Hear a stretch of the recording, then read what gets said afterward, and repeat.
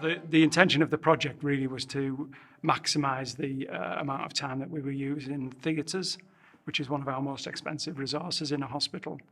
And the basic premise of the project was, could we work with the teams to improve our scheduling processes and change the culture around scheduling, which was one of the key things I think that we thought was crucial to the longevity and success of this long term.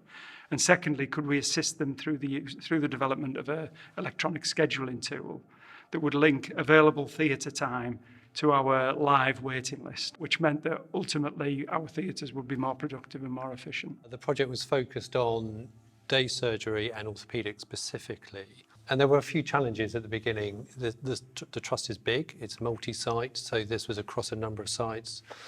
It's across a whole number of specialties and clinical teams who inevitably had their own pressures. There's the non-elective pressures, there's the pressure of tertiary specialist work, and the sort of pressures of flow through the hospital, delayed discharges, and all the usual things. And in that context, getting the teams to focus on theatre efficiency in those day theatres and orthopaedic theatres.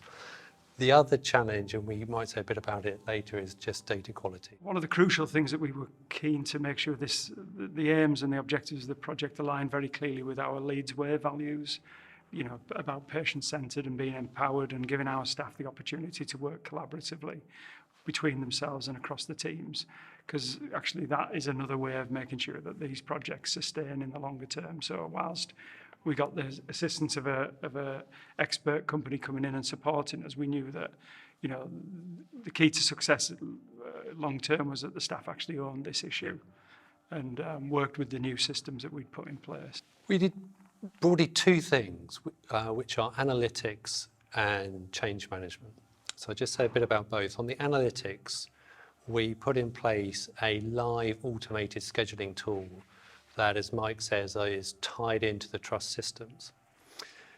There's two particular things that are different and helpful about that tool. Firstly, it's individualized to the individual consultant, so that if a scheduler is looking at a list and there's a 30 minutes slot on the back of that list, the tool brings up the procedures for that individual consultant based on their past history that consultant can do in that 30 minutes. And those results are specific to each individual surgeon. And the second thing is, having then found a procedure that fits for that surgeon into that time slot, the tool gives the scheduler the patients that have been waiting the longest on the waiting list, so the sort of reversed waiting list, if you like, so they can schedule into that slot the longest waiting patients. That said, the scheduler is a human being, and the second bit is around the change management. So we put in new procedures, new processes for the schedulers and the wider teams to work on the coding. So the tool needs the OPCS codes to work, so a lot of work getting those codes in place and the coders coding to that level. And then training, particularly of the schedulers in the new tools and approach, and then ongoing coaching, support and challenge, and we slowly then stepped out from that. So that's what we did. In terms of results and benefits, as for patients, as a 4-month project, about 500 additional procedures per annum. So whilst that's just a number, each of that is a patient that is having their procedure done more quickly than they would have otherwise. One of the other things we've done is reduce the overruns. So on average, there's 30 hours fewer overruns each month. Now that's really important for staff, because that's 30 hours less that staff have to stay behind when they weren't expecting to stay behind. But in terms of retention of staff, motivation of staff, that's a really important metric.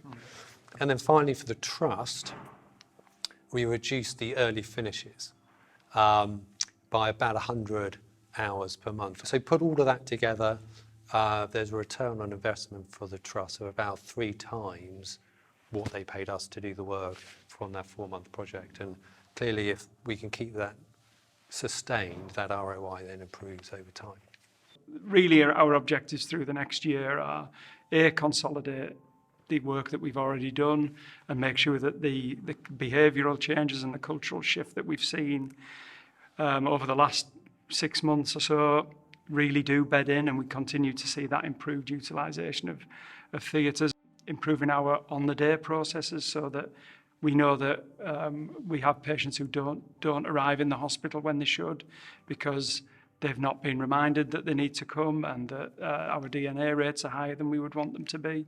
So that, you know, part of the work, the new piece of work in the Children's Hospital is about, you know, embedding some of these good practices that we know work elsewhere. And then thirdly, the third work stream is around making sure that across all of our theatre allocation for the children's services, that it reflects accurately our pressures within the waiting list, so that specialties are allocated appropriate amounts of theatre time to ensure that we are delivering a reduced waiting list over time. The NHS faces a number of challenges that are well rehearsed around efficiency that we've been talking about, but also quality and access. We've been talking about waiting lists. I think the role of PA consulting is to bring ingenuity, to bring technology to help solve some of those challenges. And I think this is an example, but I think it's the tip of the iceberg. It's the beginning of using digital data analytics to make the provision of healthcare more precise. But to really make that stick, you've got to engage with the humans in the process, engage with the culture to really embed those changes.